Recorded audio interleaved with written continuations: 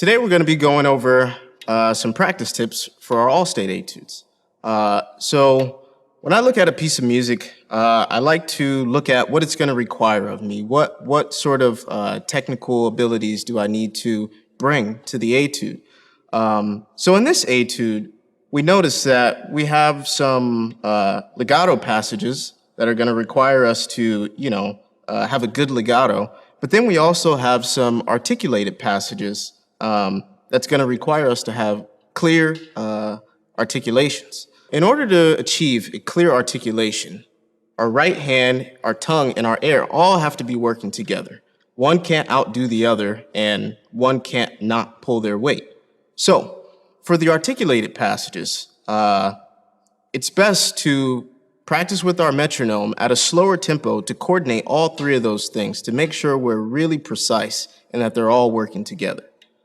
Once we've done that, we can gradually increase the tempo to reach our goal tempo for the etude. Now, for our legato, we want to be sure that even though we're playing legato and lyrical, that we don't become lazy. And when I say lazy, I mean specifically our right hand. We want to make sure, even when we're playing legato, that our right hand is still precise and accurate in getting to the slide positions at the right moment. Our next tip is going to be for our low range. So it's no secret that when us bass trombone players see notes below the staff, we sometimes get a little excited.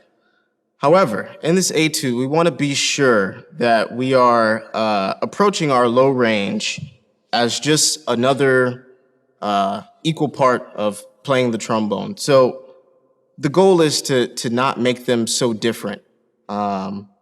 So a great way to practice that is to really use a lot of glissando and natural slurring to connect all the registers together.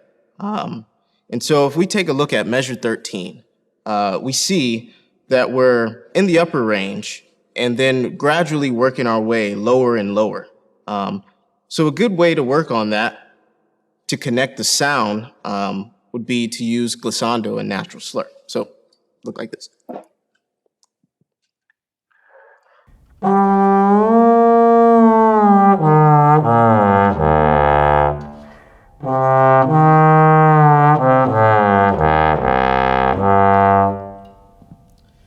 Really making sure that we maintain the color of those sounds so that it just sounds like one person playing the trombone the whole time.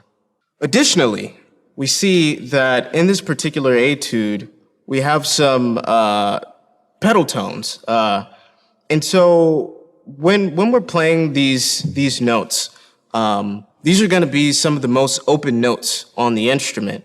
But in this particular etude, we have to cross ranges of the instrument. So we go from a really open part of the instrument to now we're pressing down both valves. And so that's going to create a lot of resistance. And we have to be sure when we're playing in this register that we're taking in a lot of air and blowing a lot of air out so that we can maintain the color. So, for example, this is me sort of shying away when I press down both valves.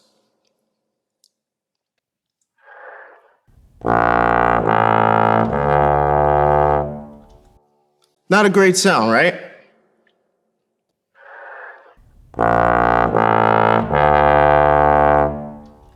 Better sound, right? We want to make sure that, especially when we're crossing the range of the instrument, that we're maintaining that air so we can support that. Anytime we're playing a piece of music, we want to be sure that we're saying something, whether it be an audition or we're giving a performance somewhere. We want to be sure that we're saying something. In this case, all of the musical markings are already written in for us, and therefore we're going to be expected to do them. So rather than thinking of section by section, I'm going to play this section loud or this section soft, I like to think of things in terms of characters. So for this beginning section, it says brilliant at the top, and the tempo is, somewhat brisk. And so for me, I like to think of this as being like joyful, right? Um, and I think the markings on the page sort of lead us to that, or something close to that character, right? Um, and also, we're starting off in a major key, right? And for all of us, different keys sort of evoke a different feeling. But for me, this major key sort of evokes joy and happiness. And so hopefully, when I play the opening section, my listener hears that. In measure 13, we're now in a different character, right? And so we want to lean into that a little bit more, and sort of whatever that feeling is. That we get when we play that section or hear that section, we want to lean into that a little bit.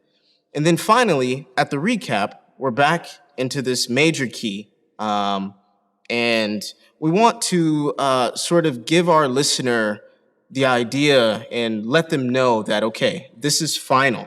And so we want it to feel somewhat cadential.